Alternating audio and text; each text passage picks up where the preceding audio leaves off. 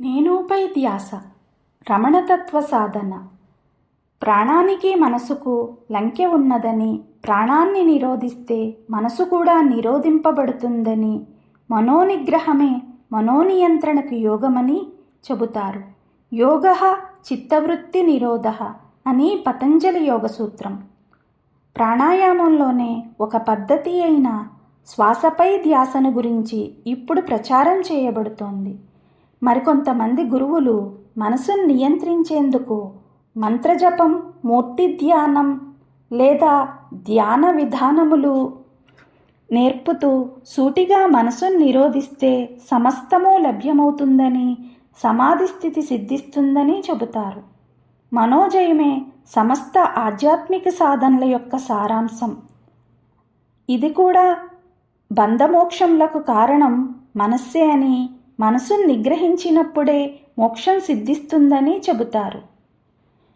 మన ఏవహి మనుష్యాణం కారణం బంధమోక్షయోహో అని ఉపనిషత్తుల్లో చెప్పబడింది.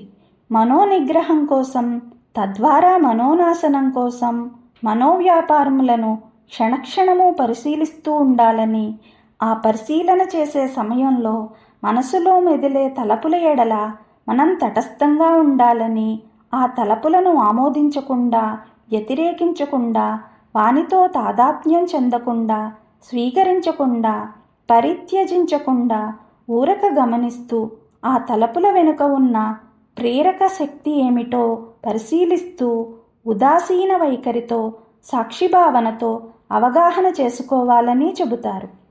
ఇలా చేస్తే మనం మనఃపరిధిలో నుండి మనోతీత స్థితిలోకి ప్రవేశించగలుగుతామని చెబుతారు. ఈ పద్ధతి కూడా అభిలషణీయమైనదే.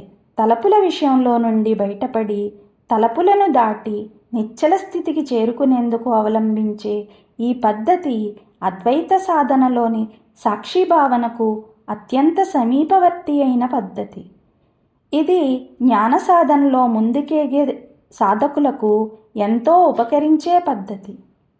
భగవాన్ శ్రీ రమణ మహర్షి బోధించిన నేనెవడను అన్న ఆత్మవిచార పద్ధతి దేహంపై ధ్యాస కాదు, తిండిపై ధ్యాస కాదు, ప్రాణంపై ధ్యాస కాదు, మనసుపై ధ్యాస కాదు, బుద్ధిపై ధ్యాస కాదు.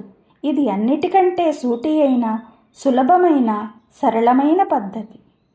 ఇది నేనెవడను అనే ప్రశ్నపై ధ్యాస. నీవు ఏం చేసినా, ఇది చేసేది ఎవరు అని, ఏం మాట్లాడినా, ఇది చెప్పేది ఎవరు అని, ఏ తలపు వచ్చినా, ఈ తలపు వచ్చింది ఎవరికి అని ప్రశ్న వేసుకునే పద్ధతి. ఇది ఎవరికి? నాకు. అయితే నేను ఎవడను? ఇది ఈ ప్రక్రియ. ఇది మనోనిగ్రహం కాదు, మనోనియంత్రణము కాదు, మనఃపరిశీలనం కూడా కాదు. మనోవ్యాపారములపై దృష్టి ఉంచితే అది సాక్షి సాధన అవుతుంది. సాక్షిత్వం అంటే అది మనస్సే అవుతుంది. మనస్సు మనస్సుగా ఉంటూ తనను తాను నశింపచేసుకోవడం సాధ్యమయ్యే విషయం కాదు.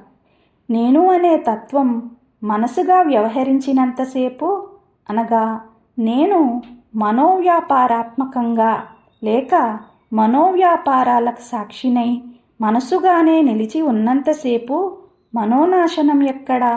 అందుచేత సమస్త శారీరక మానసిక వ్యాపారముల నుండి మనసు యొక్క దృష్టి వైదొలగి, ఆ శారీరక మనోవ్యాపారములను చూసేవాడు ఎవడు అని చూసేవానిపై నిలపాలి. మనసు యొక్క దృష్టి శరీర మనోవ్యాపారముల నుండి వైదొలగి, ఆ వ్యాపారములకన్నిటికీ ద్రష్ట అయిన, అనగా వ్యాపారములకన్నిటికీ ఆధారముగా, అధిష్టానముగా నిలిచియున్న శుద్ధమైన నేను అనే తత్వంపై నిలవాలి. దృష్టి దృశ్యం నుంచి వైదొలగి ద్రష్టపై నిలవాలి. దృశ్యరహితమైన స్థితిలో ద్రష్ట అయిన మనసు మనసుగా ఉండదు. దృశ్యమంటేనే ద్రష్టకు ఉనికి, మనికి ఉంటుంది. దృశ్యము కనుమరుగు కాగానే మనసు ద్రష్టగా నశించి తానుగా, అనగా శుద్ధమైన అసలైన నేనుగా నిలుస్తుంది. ఇందులో ప్రధానాంశం దృష్టి దృశ్య జగత్తు నుంచి దృశ్యమాత్రములైన మనోవ్యాపారముల నుండి వైదొలగడం. అందుకు ఒకే ఒక ఉపాయం, ఒకే ఒక ఉత్తమ సాధనం. నేను అనే భావన ఎక్కడి నుంచి వస్తోంది అనగా నేను ఎవడను అని అహంవృత్తి మూలాన్వేషణము చేయడమే. ఇది మనసు యొక్క స్వరూపాన్ని గురించి, మనోమూలాన్ని గురించి అన్వేషించేందుకు వేసుకునే ప్రశ్న నేనెవడను.